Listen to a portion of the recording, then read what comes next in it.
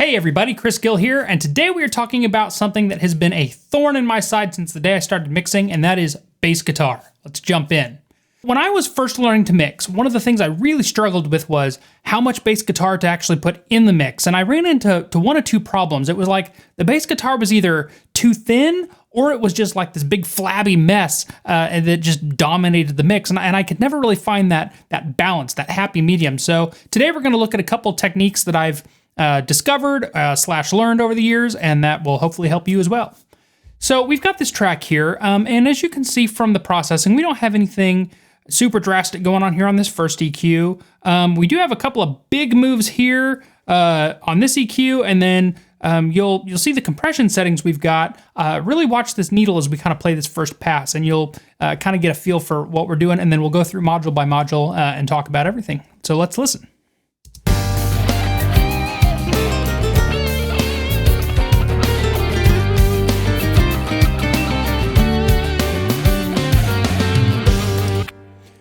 All right, so bass guitar, fairly tamed, has some nice presence. I don't feel like it's too overbearing, but yet it still has some nice low-end punch. So let's look at these. So all we've got going on here on this first module is just kind of some console emulation to give it a little bit of that analog vibe. I use this on just about every track I mix, and I really like how it sounds.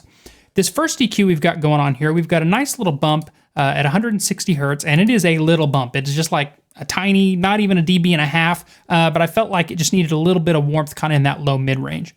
Now this EQ here is where the bread and butter of my bass sound is coming from. So right here at 1.5K, you can see I am boosting 10 dB of 1.5K on an EQ that is already incredibly aggressive. And you're like, what in the world are you doing? Well, for me, in this particular track, in this bass, and this goes for most basses I mix, that 1.5K is right where that finger pluck sits, right where that, not noise, but where that attack sound comes from. And so in the mix with all the other instruments going on, boosting that 1.5K a lot of times can really bring the presence of the bass guitar out. The next thing we're looking at here at 80 hertz, I've got a pretty healthy low end boost. Again, just wanted a little more of that warmth, that round low end, and that really helped me achieve that. Now this right here is the secret sauce, right? So you're saying, okay, you've boosted low end on this EQ and this EQ over here, and all of a sudden you've got a high pass filter at 50 hertz. What in the world are you doing? Well, on this particular high pass filter, there is a beautiful little kind of bump right before the low end starts rolling off. And what that does is it not only cuts away all those super sub low frequencies, but it also tricks the ear into thinking it's hearing more bass guitar or more low end than is actually there. So the next thing you'll notice is this compressor that we've got going on here. And if you were watching this needle at all, you can see that we were getting like 10 dB of gain reduction, which is huge. I mean, that's just a crazy amount of gain reduction. Well, when it comes to bass guitars, they're kind of the exception to the rule when it comes to compression. I am usually heavily compressing bass guitars, and the reason for that is if you're in the middle of a chorus and the bass guitar player is just, really hammering away at those strings, it's going to be really loud versus when they are, maybe on like a verse section and they're playing up high on the neck and they do a tasty fill, all of a sudden, all of that can get lost in the mix because that volume difference is so great. Well, by using a compressor, it really brings those dynamic ranges together and allows you to boost the whole level in the track to make it sound great. So that way you're not doing just a ton of volume automation after your mix is done.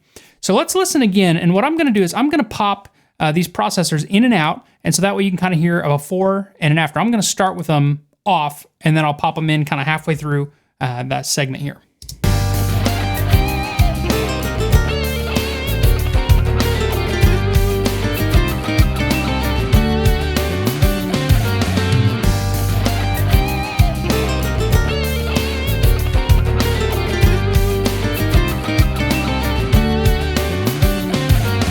Yeah, to me, just the sound overall is much more controlled. It's a lot tighter. It really works well with that kick drum and has a real nice punch to it. So the second thing I really struggled with was, now that we've got a good bass sound, and I was able to kind of come to these movements pretty early on, but then what I struggled with was how much bass guitar actually sounds good in the mix. And while it does change from song to song, kind of my general rule is, when I'm playing the track, if I mute that bass guitar, it should feel like the bottom just dropped out. I mean, it should feel like what in the world just happened to this track? However, when I put the bass guitar back in, it shouldn't just feel like you're getting now hammered with bass guitar. It shouldn't be like, okay, they put the bass guitar in and now it's all systems go, you know? It should just kind of feel like, oh yeah, okay, that's what it was missing. And so let's listen to this pass one more time, and instead of toggling the processing on and off, I'm actually gonna mute the track, and I think you'll kind of hear where I'm going with all that.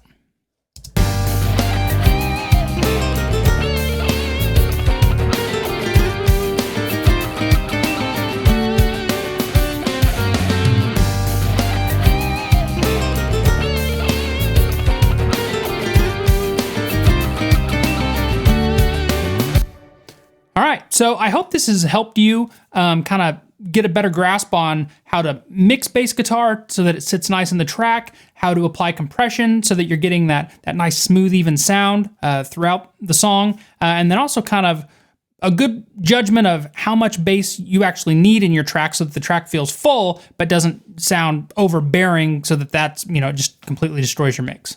Again, I'm Chris Gill. Thanks for watching. Hit the like button down below. Please subscribe to the channel, and we'll see you next time. Thanks.